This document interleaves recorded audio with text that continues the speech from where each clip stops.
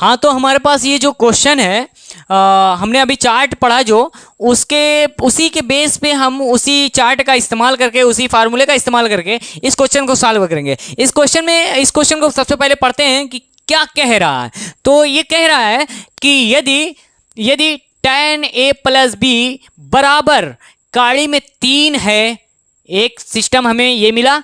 दूसरा उसने कहा कि और क्या है, tan a माइनस बी बराबर, tan ब्रैकेट में a माइनस बी बराबर 1 में काड़ी में 3 है। तो फिर उसने कहा कि कामा 0 अंश से बड़ा है a प्लस बी। इसने कहा कि हमारे पास एंगल हम जानते हैं कि 0 अंश होता है, 30 अंश होता है, तो 90 अंश तक होता है, 90 डिग्री तक होता है। तो इसने कहा 0 से बड़ा है कौन, a प्लस बी।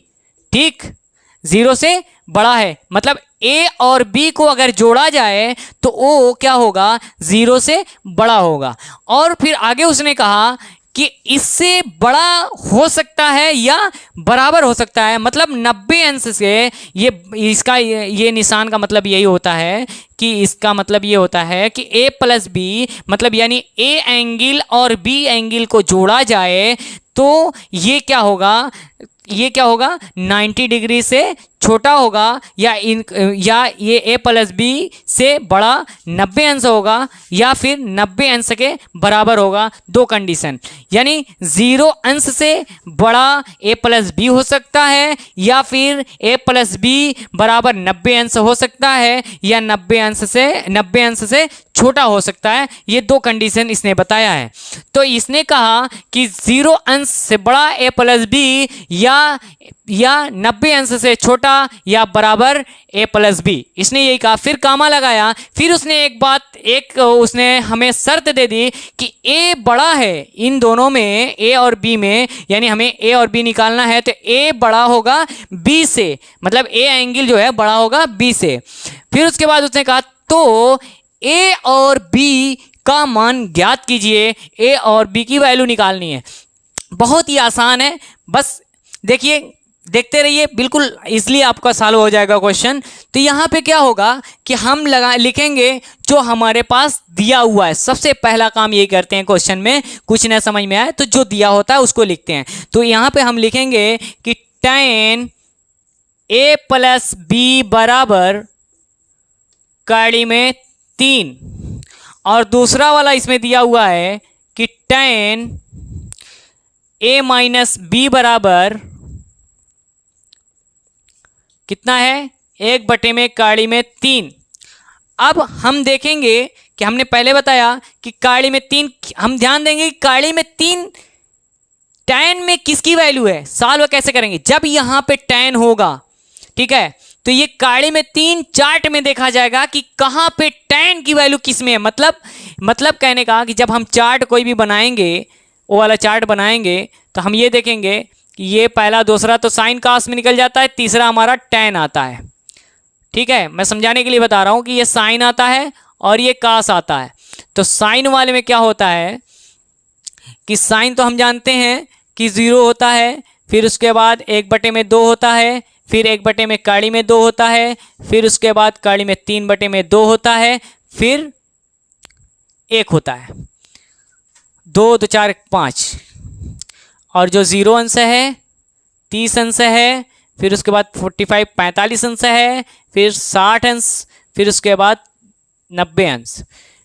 अब कास की वैल्यू होती है इसकी उल्टी, 1, काड़ी में 3 में 2, फिर उसके बाद 1/√2, फिर उसके बाद 1/2, फिर 0।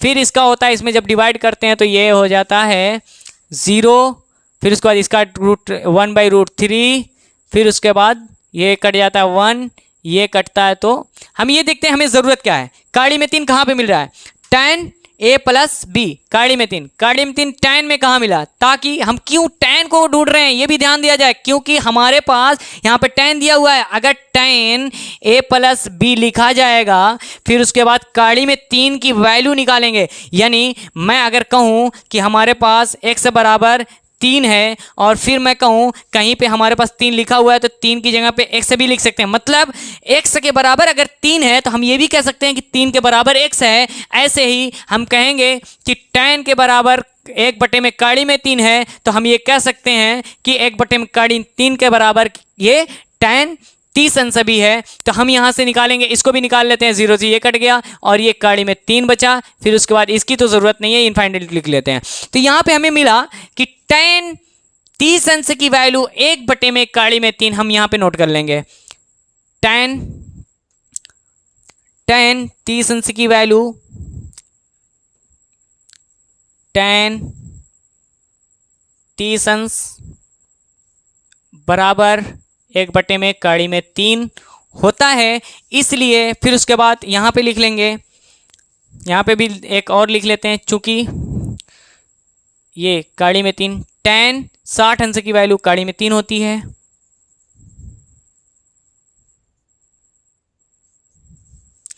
तो पहला हम क्या करेंगे कि tan a + b है और काड़ी में 3 है। तो ये जो काड़ी में 3 है हमारे पास, तो हम ये कहेंगे कि काड़ी में 3 की जगह पे हम ये पूरा सिस्टम लिख सकते हैं, यानी tan 60 अंश लिख सकते हैं। हम tan 60 अंश लिख देंगे।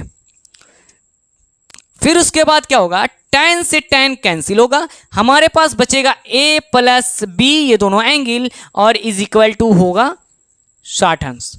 फिर उसके बाद यहाँ पे इसको ऐसे निकाल देते हैं, ये दोनों एक क्वेश्चन है, ये वाला और ये वाला ये।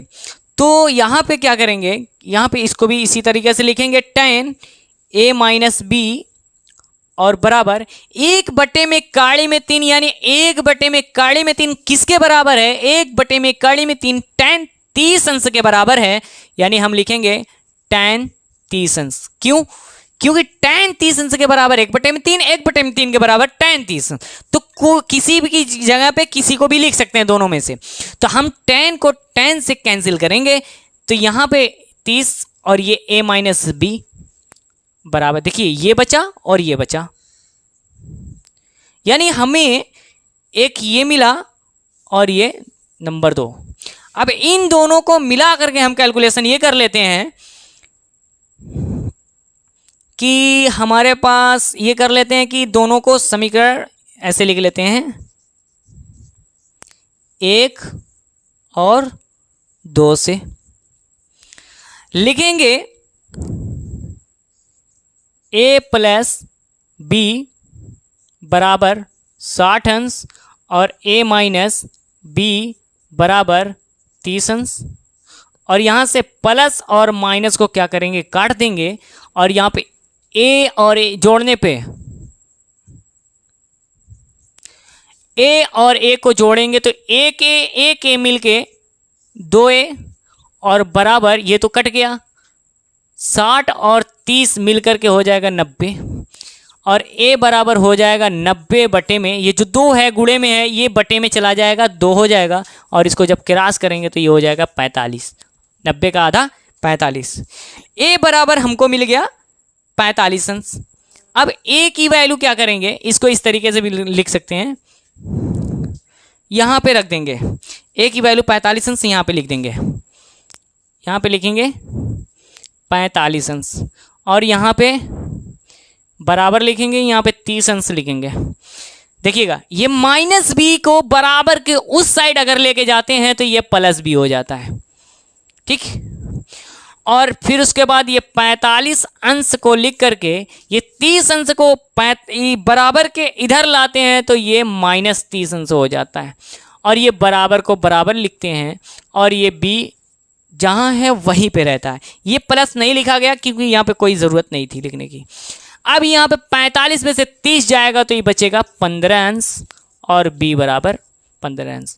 इसने कहा था कि a और b की वैल्यू निकालने को, a की वैल्यू 45 अंश और b एंगल की वैल्यू 15 अंश हमारे पास आ गया।